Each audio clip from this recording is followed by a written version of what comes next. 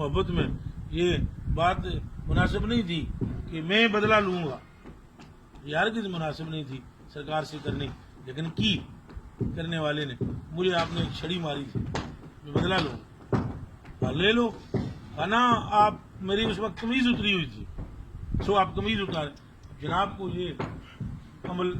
کرنے کے لیے کہنا کہ آپ اپنی قمیض اتاریں تو بظاہر دیکھیں کیا ہو رہی تھی، لیکن منتج کیا تھا، نتیجہ نکلنا والا کیا تھا، وہ محبت کی بنا پر تھا۔ صحابہ کے اس وقت رنگوں کے چہروں کے رنگ اڑے ہوئے تھے، لیکن جب انہوں نے مور نبوت کو چوما اور سینے سے حضور کے پیچھے سے ایسے اپنے سینے سے حضور کی پشت مبارک لگائی تو پتہ چلا وہ فرمایا تمہیں کیا معلوم اس کی نیت کیا تھی۔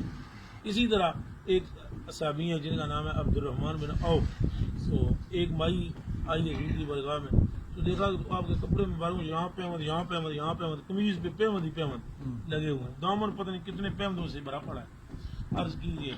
خیال ہے کہ میں ایک قمیض پیش کروں، ڈرتی بھی ہوں تو اجازت درکار ہے، جیسا خیال ہے کرو ایسا۔ وہ گئی اور قمیض ایسی زبردست بنا کر لائیں اور آپ نے وہ زیب تن فرمائی اور باہر نکل کے دوستوں میں آئے تو حضرت عبد الرحمن بن عوف امیر کبیر صحابی ہے، ان کا سونا تو کلاڑوں سے کاٹ کے تو تقسیم وراثت کی گئی تھی، تو انہوں نے عرض کی بہت خوبصورت لگ رہا ہے، کہا ہاں بھانپ گیا ہوں تیری نیت، چاہتا ہے کہ تجھے مل جائے، ابھی آتا ہوں۔ اندر جا کر وہ قمیض چینج کی اور عبد الرحمن بن عوف کو دے دی، انہوں نے وہ قمیض لی، اس پر صحابہ چی مجبی ہوئی، اس پر صحابہ کرام نے فرمایا خفقی کا اظہار کیا، اب کو کیا ضرورت پڑی تھی، اے سرکار پاک کو کتنی اچھی لگ رہی تھی، وہ تو آواز آنکھوں سے آنسو اور کس نے وہ پین لی، میں نے اس نیت سے نہیں لی کہ یہ میں لوگوں کو دکھاؤں گا پہن کے، میں نے تو اس لیے لی ہے اس قمیض نے آپ کے جسم کو چوما ہے، اور جب عبد الرحمن اس دنیا سے گزرے تو اس قمیض میں عبد الرحمن کو کفن دیا جائے، میرا رب مجھ پر محبوب کے لباس کی وجہ سے مہربان ہو جائے۔ بظاہر ایک بات اسی طرح ایک صاحب تھے، ان سے کہا کیا کہ سرکار پاک کے گھر کے پاس جو ہے ایک گھر بک رہا ہے وہ آپ لے لیں، تو آپ بہت دور سے آتے ہیں، یہاں قریب ہو جائیں گے سرکار کے، انہوں نے کہا میں نہیں یہاں نہیں ملوں، تو اس جس ساتھی سے کہا انہوں نے آ کر سرکار سے کہا وہ فلانا منافق ہے، پر میں جلدی نہ کر اس کے منافق پہلے پوچھ لے اس بلا، اس کو بلایا تو کہا وہ تو آپ کے پڑوس کو مقبول نہیں کر رہا، مقبول نہیں سمجھ رہا، آپ نے فرمایا سب پوچھو اس سے، پوچھا تو عرض کی کہ آپ نے حکم فرمایا تھا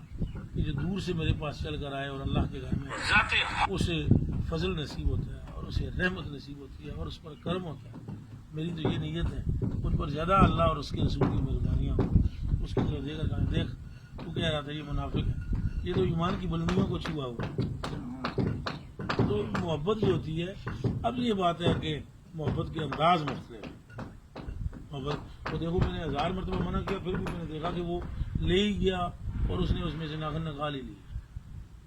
حالانکہ میں نے منع بھی کیا، میری کوشش تھی کہ میں نہ یہاں سے، لیکن میں تھوڑی سی وہ آپ کی طرف باتوں میں متوجہ ہوا